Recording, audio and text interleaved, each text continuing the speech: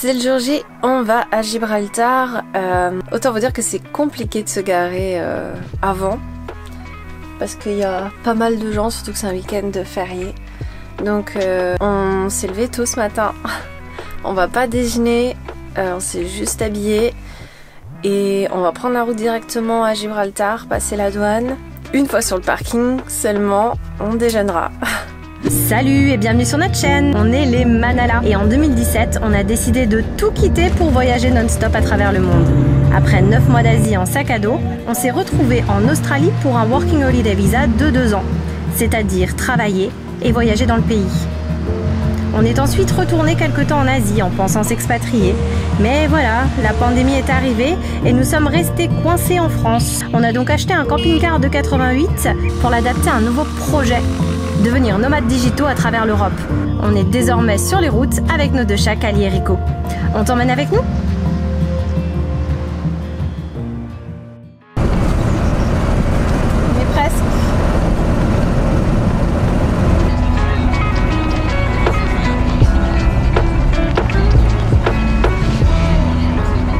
On a passé le contrôle, franchement facile. Elle a juste pris nos passeports rapidement. Elle a demandé si on était tous les deux. On n'a même pas contrôlé le camping-car. Et là, normalement, on passe sur la piste d'aéroport, les gars. C'est la grosse particularité de Gibraltar, c'est que pour rentrer, on traverse la piste d'aéroport. Faut juste faire gaffe, comme vous voyez au signalétique. Si c'est rouge, faut pas passer, c'est qu'il y a un avion qui atterrit ou qui décolle. Non mais regardez ça. On est sur la putain de piste d'atterrissage. C'est ouf. Non mais c'est dingue. Les gens ils traversent comme ça. Franchement c'est trop fort. Ça annonce une très bonne journée. Vraiment ça va être très drôle. Je pense qu'on va se marrer.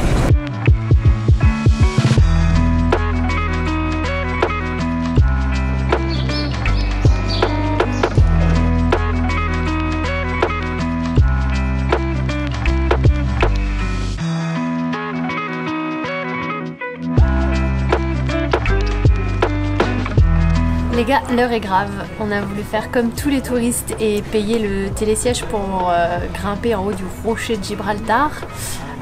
Du coup, qui coûte quand même cher, on va dire, parce que c'est 18 $ par personne aller-retour. 18 livres, en fait. Ouais, c'est des livres, c'est l'habitude. 18 livres par personne, ce qui correspond à 22 €. Sauf que bah voilà, on est en haut et en fait on se rend compte qu'on peut absolument rien faire sauf avoir une vue magnifique et payer un restaurant ou une boutique parce que tout le reste en fait il y a des contrôles, il aurait fallu payer 34 livres chacun pour pouvoir faire toute la randonnée, ce qui représente une certaine somme en euros, hein, je vous laisse calculer. Donc voilà, on profite de la vue, en plus il y a un vent de dingue mais de ce côté ça va. Et on va espérer voir au moins des singes. C'est la seule chose que je pense qu'on peut faire vraiment.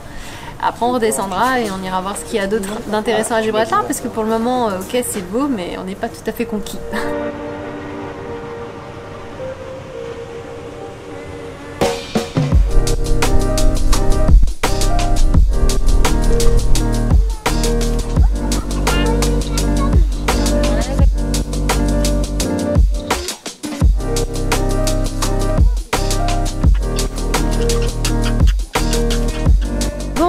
Ce que vous venez de voir, c'est un singe, un macaque d'Afrique du Nord.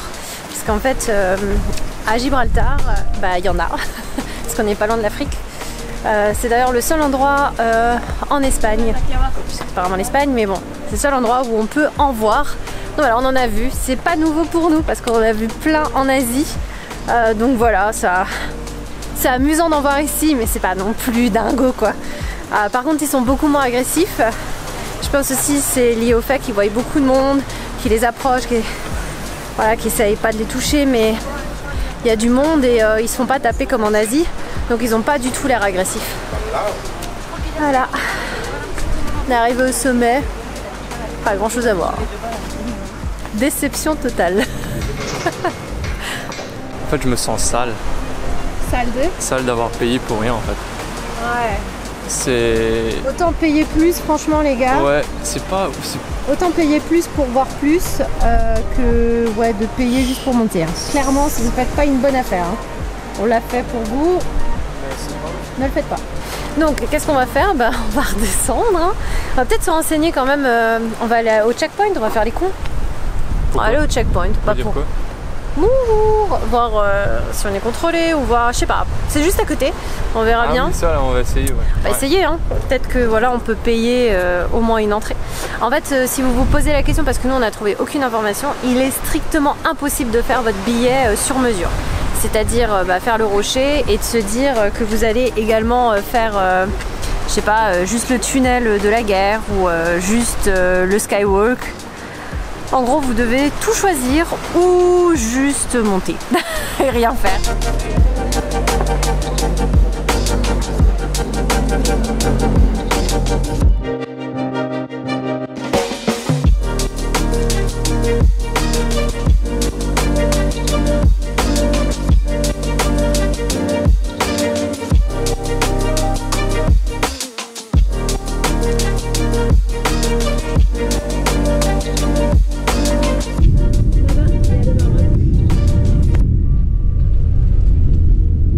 On vient de faire une lasagne. Je sais pas si vous avez vous le four Omnia, mais c'est vraiment top pour cuisiner quand on n'a pas de four dans le camping-car, ou même pour des étudiants hein, qui n'ont pas de four chez soi.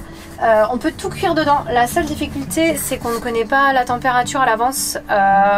Le moule est rond et creux au milieu, vous allez voir. Et du coup, on peut pas... Enfin, faut adapter toutes les recettes, c'est assez compliqué. Mais là, voilà, on a testé pour la première fois la lasagne. On va la tester ce soir. J'ai dû couper la pâte à pâte des lasagnes en petits morceaux. Donc je pense que ça va pas bien tenir dans l'assiette, mais le goût devrait être là. Lasagne maison, hein, tout a été fait maison. Par contre, je fais pas du tout de pub pour Omnia, hein, bien sûr, je ne touche absolument rien à vous dire ça.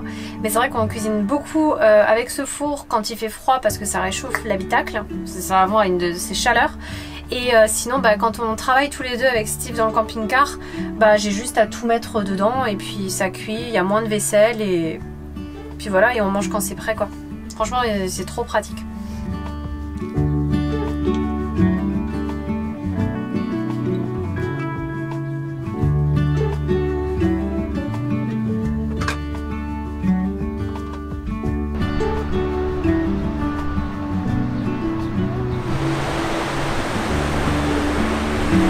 Ça y est, le beau temps est de retour après Gibraltar. On est venu sur cette plage qui se situe entre Bologna et Tarifa. L'objectif était de passer une soirée ici avant de visiter Tarifa, puis après de continuer notre route. Le seul problème, c'est qu'il y a eu des pluies qui n'ont pas empêché les soirées, puisque cette plage, comme vous pouvez le voir, est magnifique. Elle est un petit peu sauvage quand même, on s'en rend pas compte, mais il n'y a pas du tout d'hôtel tout autour, ce qui fait que les vannes se rassemblent par centaines pour faire la fête, pour surfer, pour kitesurfer, parce qu'on est du côté, ça y est, Atlantique. Du coup, il y a les marées, il y a les vagues, c'est un endroit vraiment idéal pour tous ceux qui aiment les sports nautiques. Du coup aujourd'hui nous on part, on devait visiter Tarifa mais on va pas le faire finalement parce que on n'a plus trop la motive, on a vraiment envie de visiter des coins un peu atypiques et puis la mer quoi, la mer est magnifique. Je sais pas si vous voyez de l'autre côté, mais en fait on aperçoit le Maroc parce qu'il faut savoir la particularité de cette région de Tarifa et alentour, c'est que c'est le point le plus au sud de l'Espagne. Ce qui signifie que voilà, on peut presque toucher le Maroc, le continent africain, donc ouais, c'est assez particulier, c'est pour ça que beaucoup de gens viennent aussi pendant leur road trip en Espagne. Nous on va partir d'ici parce que comme il fait très beau, on s'attend à voir des centaines de vannes arriver aujourd'hui. On va rejoindre les dunes de Valdecueros, vous allez voir en vidéo, c'est pas mal.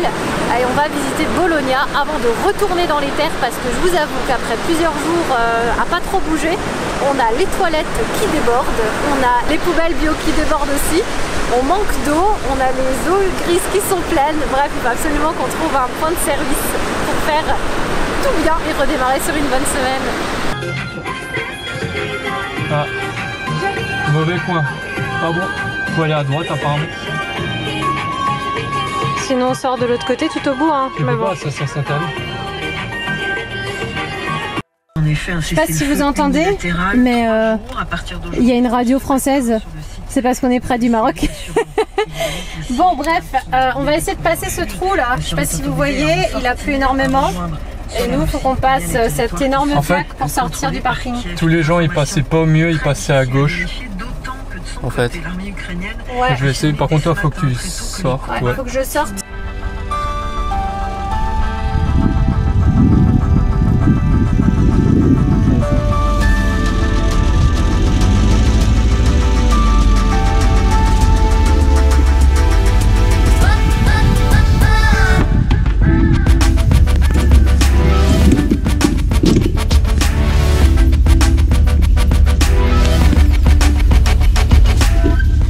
Ça c'est dévissé. C'est quoi? C'est le capot au-dessus à cause de la branche.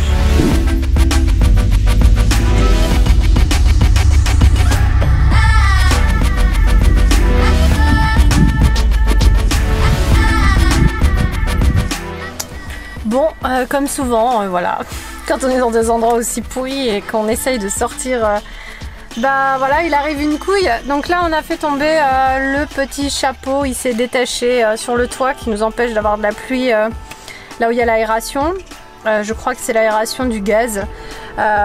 Donc on s'est arrêté devant un hôtel là sur la route pour pouvoir le remettre. Heureusement, il s'est juste dévissé avec le temps et il tenait quasiment presque plus, donc on l'aurait perdu de toute façon. Heureusement, c'est arrivé parce qu'il a touché une branche, donc on a pu le remettre avant de le perdre sur la route.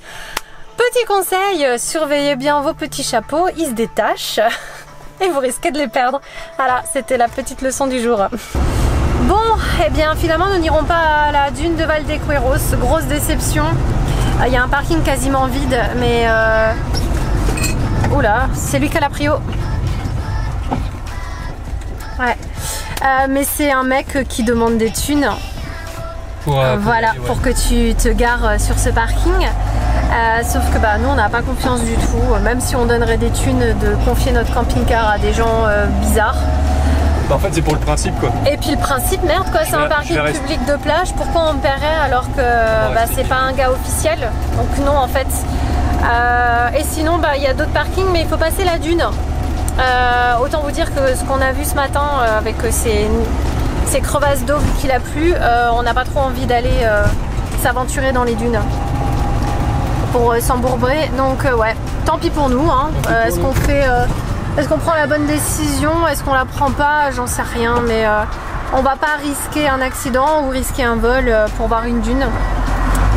Donc malheureusement, on n'ira pas voir ces dunes de Valdecueros, mais on vous invite à le faire parce que ça a l'air magnifique. C'est des dunes qui font je sais pas combien de mètres d'altitude, c'est un truc de dingue, un peu comme la dune du Pilat, mais de façon espagnole.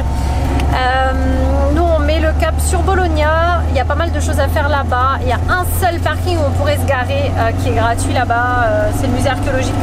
Donc on espère vraiment et sincèrement qu'il n'y ait pas trop de monde pour qu'on puisse se garer, parce que sinon la journée va être très courte, c'est les seules choses qu'on devait faire aujourd'hui. Et sinon bah, on va quitter la côte parce que voilà, ça commence à saouler un petit peu. On en a gros. Ça y est, on est à Bologna, au site archéologique de Baello Claudia. Il s'agit du coup de ruines romaines, on vous en a parlé juste avant. Et on a pu se garer facilement, il y avait de la place heureusement parce que regardez, ce site est juste magnifique. Derrière moi là, on va y aller après, c'est les dunes de Bologna, c'est un peu comme Valdecueros. Donc c'est des dunes, ce qu'on peut retrouver en France avec la dune du Pilat. Qui est très très haute et qui est naturelle, donc on va aller se promener dessus. Et de l'autre côté de la plage il y a des bains naturels, ça s'appelle des sortes de poules en fait, fabriquées par l'érosion géologique, et du coup il y a l'eau qui s'infiltre dedans et qui font des poules chaudes d'eau de mer. On va essayer d'y aller, je garantis pas qu'on y arrive, vous verrez ça juste après.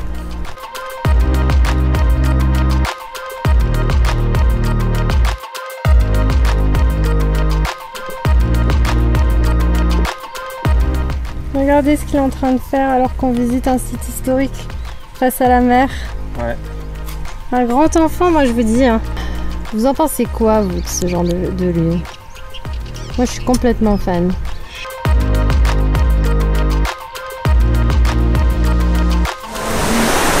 J'adore la vie.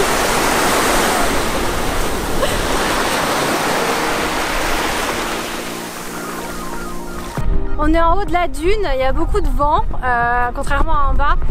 Si vous montez en haut de cette dune de Bologna, sachez que vous ne pouvez pas aller plus loin parce qu'il y a une forêt qui l'encercle. Par contre, il y a une vue à 360 degrés, à 365 degrés tout autour de nous, avec du coup les rochers, les forêts, la mer, le Maroc, Bologna, c'est magnifique. Et je pense qu'il n'y en a pas beaucoup qui veulent monter justement à cause de ce vent et parce que il faut la monter cette colline quand même. Du coup on est tout seul, c'est plutôt agréable.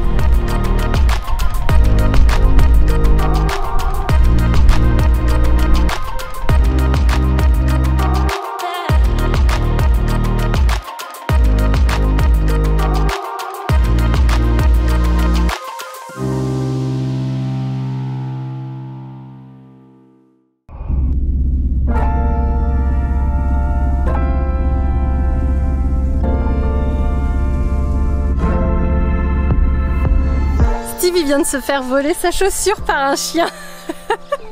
Et on a laissé les chaussures juste à l'entrée là et il vient de se les faire voler. Donc il est parti courir le récupérer. Il est juste là-bas. Ça y est, tu l'as? T'as pu bien négocier avec lui, ça va? Non, mais il a des super loin en plus. Non mais regardez ça, la chaussure reste. Il allait méga loin. Il coursait et tout, c'est comme ça. Je crois qu'il faut plus qu'on laisse traîner nos chaussures dehors, hein. Clairement. S'il revient, je vous montre sa bouille, il est trop chou, on ne sait pas à qui il appartient, c'est un petit chiot. Trop mignon, il est venu réclamer des caresses et tout, mais voilà, c'est un voleur. Alors, ce soir, Kali va pas très bien. Elle a vomi un petit peu.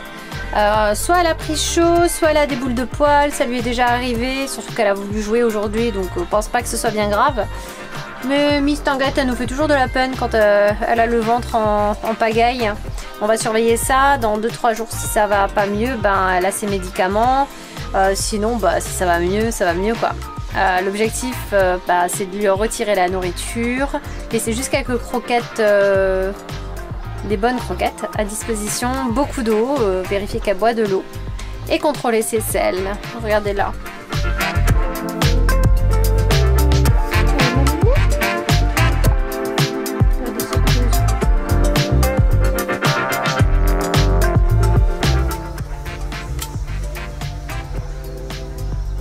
Chérie? Ouais, j'ai merdé. Oh putain de merde, j'ai eu une boule de feu. Et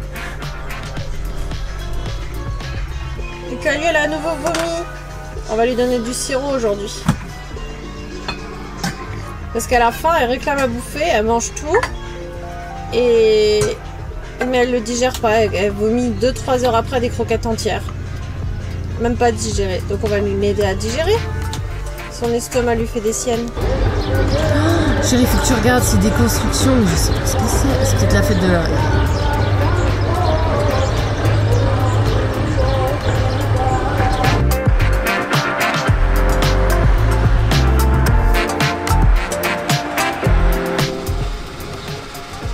On met pas beaucoup d'essence parce que le prix est assez cher.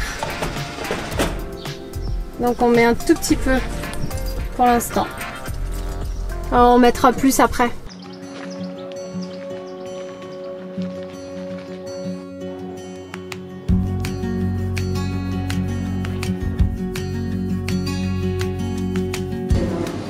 Du coup on prend miel de fleurs. Tu veux prendre quoi? Sapin il n'y aura pas. Hein. Caramel. Wow. On est au musée du miel, pas loin de Jerez de la Frontera. Ici, vous pouvez acheter du miel, forcément, vous pouvez visiter les ruches, mais vous pouvez aussi vous balader gratuitement dans toute la ferme. Il s'agit d'une ferme autosuffisante, donc ils cultivent des plantes, des fruits, des légumes. Ils cultivent aussi, ils s'occupent des animaux, ils font du fromage. Franchement, ça faisait longtemps qu'on n'avait pas vu ce genre d'agro-tourisme. Ça nous fait beaucoup de bien. En plus, du coup, il y a des abeilles partout. On a acheté du miel. On repart toujours avec quelque chose. Il y a du miel AZ typique. Steve, il a traduit les étiquettes. Il y en a aux fleurs d'avocat. Franchement, on n'a pas testé parce que c'est des gros pots. D'ailleurs, on est bien en Espagne parce qu'ils vendent des pots de 2 kilos. Ouais, au gingembre. Ils vendaient du cacao au miel. Ils faisaient des tablettes de chocolat au miel.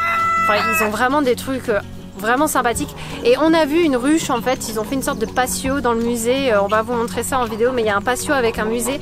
Il y a un patio, pardon, dans le musée où on voit du coup les abeilles faire leur ruche. C'est assez sympathique.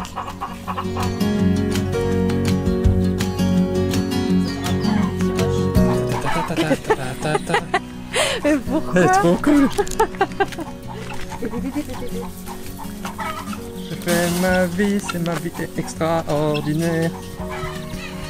En fait, elles se frottent en dessous les biquettes.